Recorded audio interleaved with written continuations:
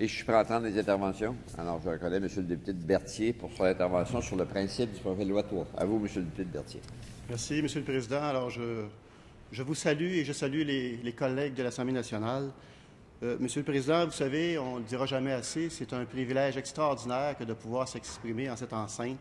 C'est un privilège qui est permis à 125 personnes de pouvoir le faire de façon tout à fait libre et, j'allais dire démocratique, et oui, tout à fait libre, donc de pouvoir le faire ici à l'Assemblée nationale. Vous savez, Monsieur le Président, nous avons une des plus vieilles démocraties au monde. C'est quand même pas rien. Et cette démocratie que nous avons, eh bien, elle a été gagnée de chaudes luttes. Hein? Je ne pense pas pouvoir, Monsieur le Président, vous donner un cours d'histoire. Vous en savez probablement pas mal plus long que moi sur le sujet, mais quand même, permettez-moi de faire un petit tour rapide là, sur cette démocratie qui est la nôtre. Elle a été gagnée de chaudes luttes. On pourrait remonter aussi loin que du temps des patriotes, Monsieur le Président, les fils et les filles de la liberté. Les patriotes qui, grâce à leur revendication, grâce à leur courage, je dirais, ont fait en sorte que le Québec a pu, au fil du temps, se donner cette belle démocratie qui est la nôtre. Certains de ces patriotes-là, M. le Président, comme vous savez tout autant que moi, ils ont perdu la vie. Et ça n'a pas été une période très facile de notre histoire. Et là, je sens que tout le monde a hâte que j'entre dans le vif du sujet du projet de loi 3. Ça va venir. Ne vous inquiétez pas, je vais y arriver et vous allez comprendre pourquoi tantôt je commence de cette façon-là. Donc, on a une démocratie extraordinaire. Elles ne sont pas nombreuses à travers le monde, des démocraties comme la nôtre, où on peut s'exprimer librement, où on peut manifester librement dans les rues, où on peut revendiquer librement, sans avoir crainte de représailles d'un État qui pourrait, dans d'autres circonstances, être, comme on le voit dans certains pays, un État qui pourrait être brutal et totalitaire. Cette démocratie-là, Monsieur le Président, elle est aussi, d'une certaine façon, son socle. Le socle de cette démocratie-là repose en grande partie, à l'État de droit. Comme vous savez, Monsieur le Président, nous avons un État de droit extrêmement, je dirais, évolué si je compare à certains autres pays à travers la planète. Nous avons des droits, un État de droit qui, et vous dire aussi que, évidemment, l'État de droit dans les différents pays du monde n'est pas nécessairement aussi articulé, aussi développé que le nôtre peut l'être. Juste vous donner à titre d'exemple, Monsieur le Président, là, ce que nous avons comme État de droit ici. D'abord, on a ce qu'on appelle le droit civil. Donc, le droit de la famille, le droit des biens, le droit des obligations qui comprend les régimes généraux d'obligations, le droit de contrats spéciaux. Et on aura peut-être l'occasion, si j'ai du temps, Monsieur le Président, de parler justement de contrats. On a aussi, évidemment, la responsabilité civile qui se décline, mais je vais vous faire grâce de la suite pour la responsabilité civile. J'inviterai les collègues simplement à aller voir sur le barreau du Québec pour avoir la suite. Le droit international privé, le droit commercial, le droit des sociétés, le droit de concurrence, le droit de la consommation, le droit bancaire, le droit financier, le droit informatique, le droit comptable, le droit économique. Et ça ne s'arrête pas là, Monsieur le Président. Il y en a une série encore, comme le droit de la concurrence, le droit à la propriété intellectuelle, le droit à la propriété littéraire, artistique, qui comprend le droit d'auteur, le droit voisin du droit d'auteur, le droit de la propriété industrielle.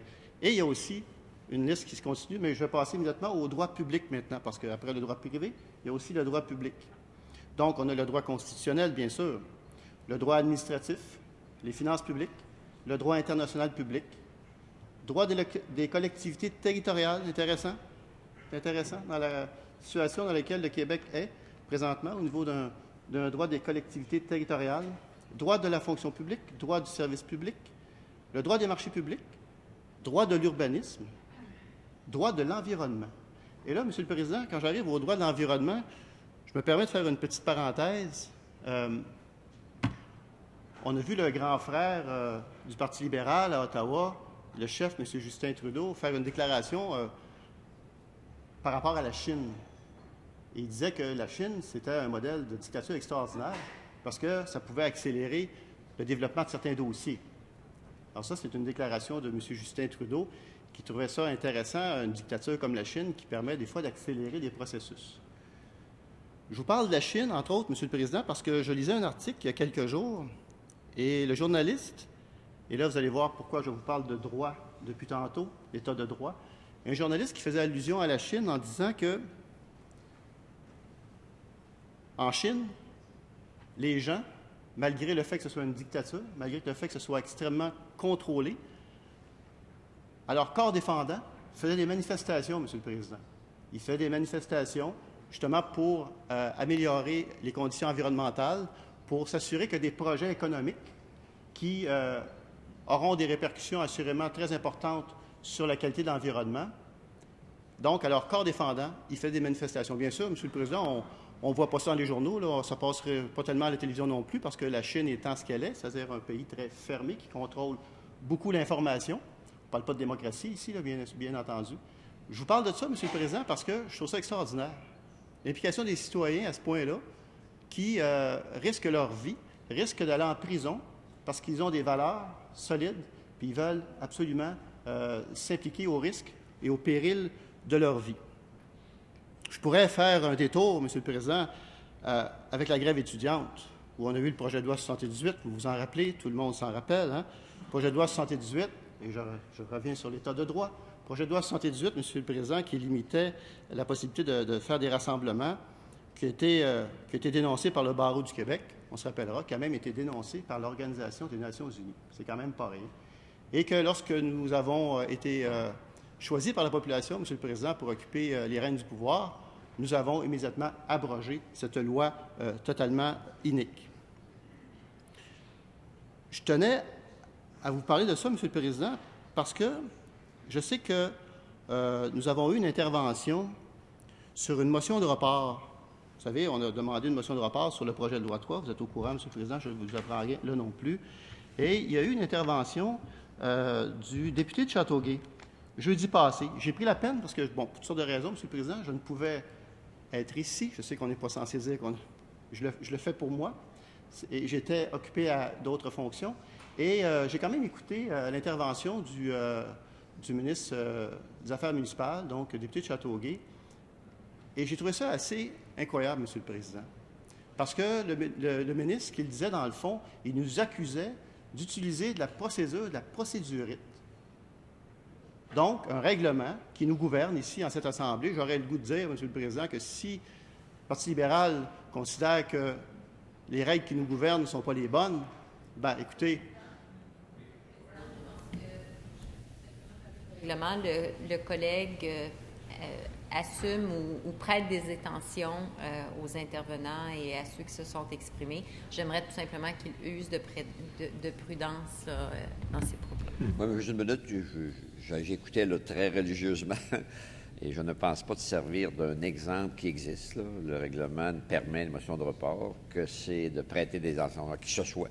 Donc, moi, je n'ai pas vu ça. Par contre, c'est toujours la règle. Il faut toujours faire attention aux propos que l'on tient pour ne pas prêter de motifs. Je n'ai pas senti qu'il y en avait, alors veuillez poursuivre.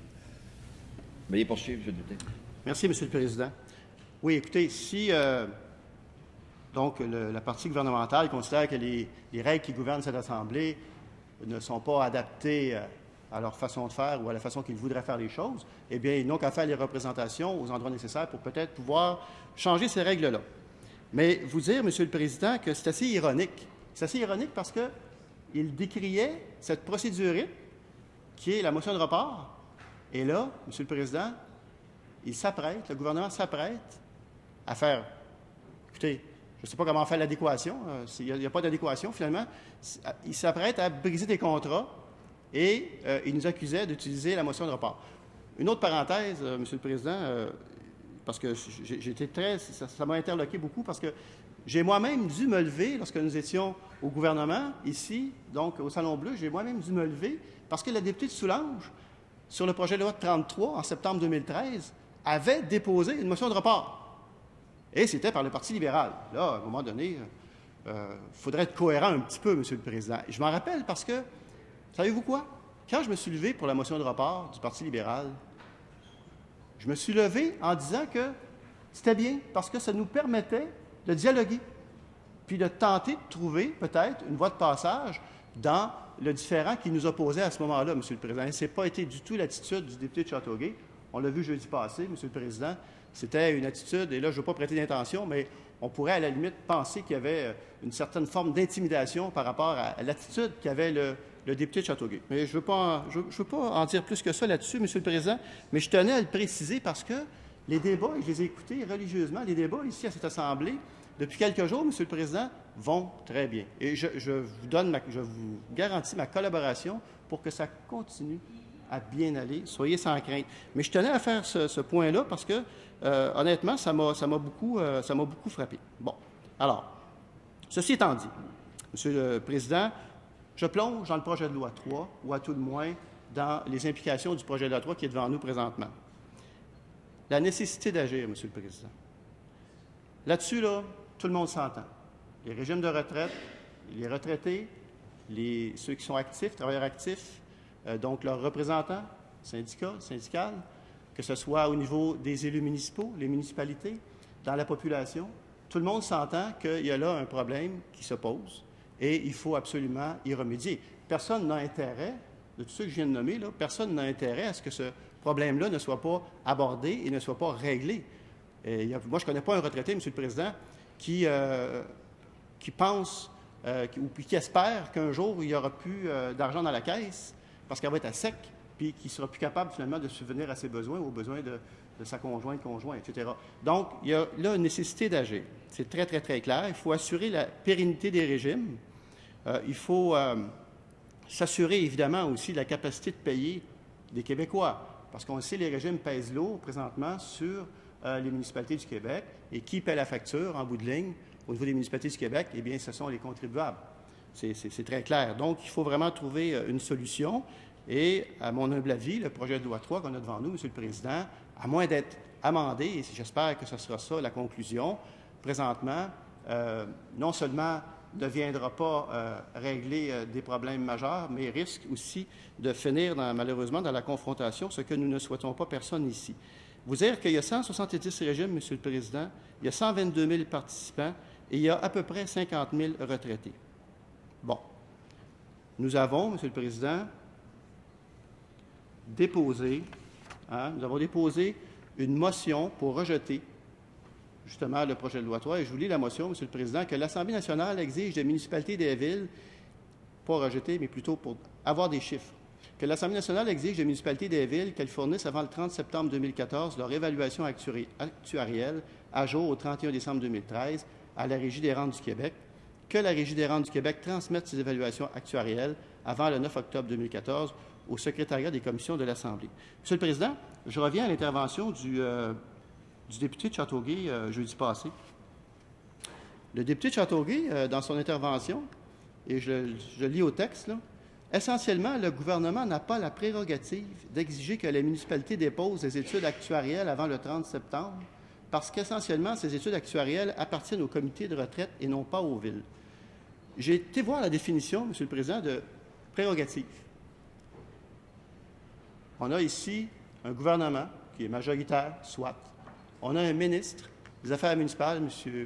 Le Président, qui veut aller rapidement dans le projet de loi 3, veut aller rapidement, et il nous dit que les chiffres, donc, au 31 décembre 2013, ne sont pas disponibles, puis qu'il n'y a pas la prérogative d'avoir ces chiffres-là. Monsieur le Président, on va s'entendre sur une chose, là, parce que dans son intervention, il parle de courage, là.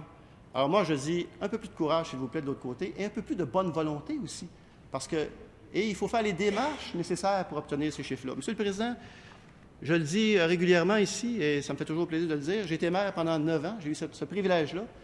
J'étais préfet, j'étais chef d'entreprise, et tous ici, nous avons une expérience qui est différente, mais tout le monde va s'entendre sur une chose.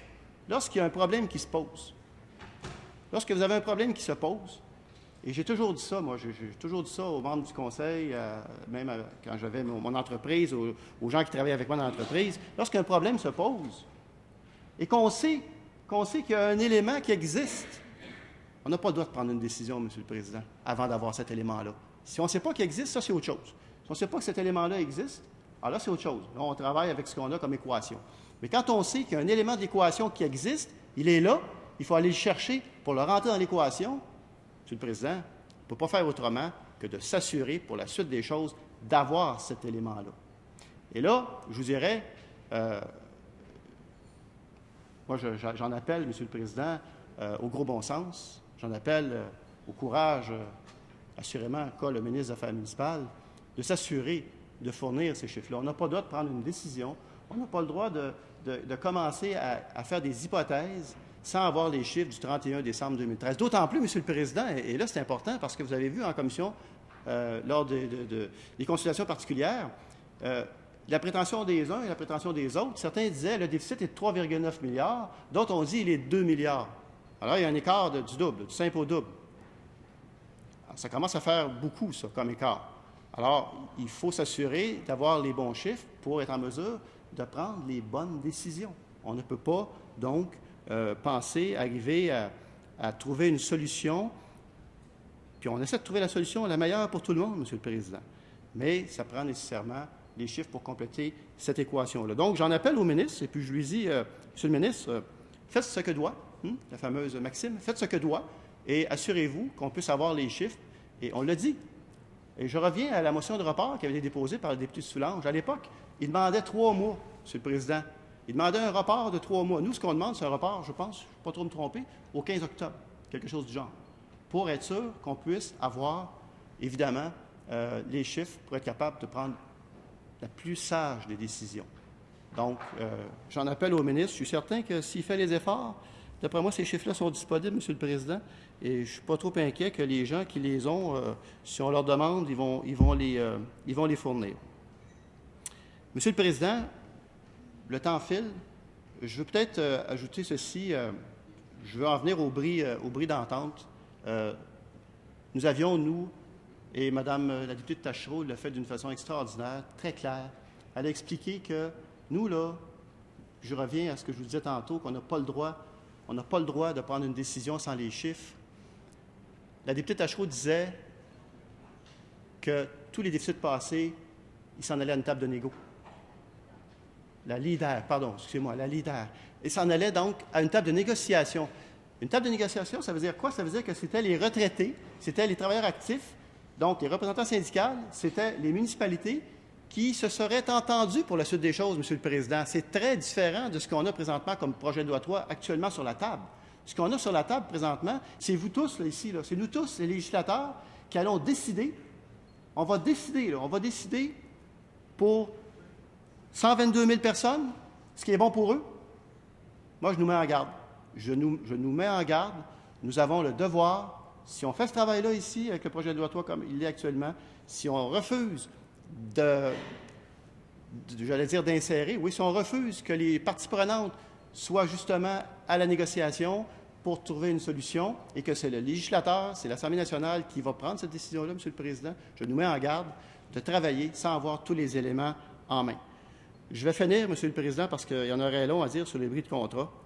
Je vais finir en vous disant ceci, et je pense, j'ai une pensée pour les retraités, Monsieur le Président, et les futurs retraités, dont je suis. Le député de Terrebonne, il se trouvait très jeune pour parler du projet de loi 3, là, mais moi, je commence à prendre un peu d'âge.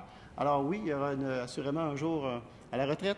Vous dire, Monsieur le Président, et puis notre chef hier, il l'a dit, ces gens-là, Monsieur le Président, ils ont bâti le Québec. Vous savez, le Québec d'aujourd'hui, là, ce magnifique Québec, avec ce potentiel extraordinaire que nous avons, d'être des leaders sur la planète, que ce soit en environnement, que ce soit, et qu'on pense à toute la filière des énergies propres. On a la chance d'avoir un Québec. Et bien, on a aussi, d'une certaine façon, c'est aussi une responsabilité que nous avons, ce legs que nous avons eu. Et vous savez, Monsieur le Président, je le dis, ce discours-là, je le tiens régulièrement quand je rencontre les personnes âgées. Je leur dis, vous avez travaillé fort pour nous donner un Québec extraordinaire. Nous, on a le devoir de s'assurer que vous puissiez continuer à vivre avec une qualité de vie qui convienne, qui soit correcte.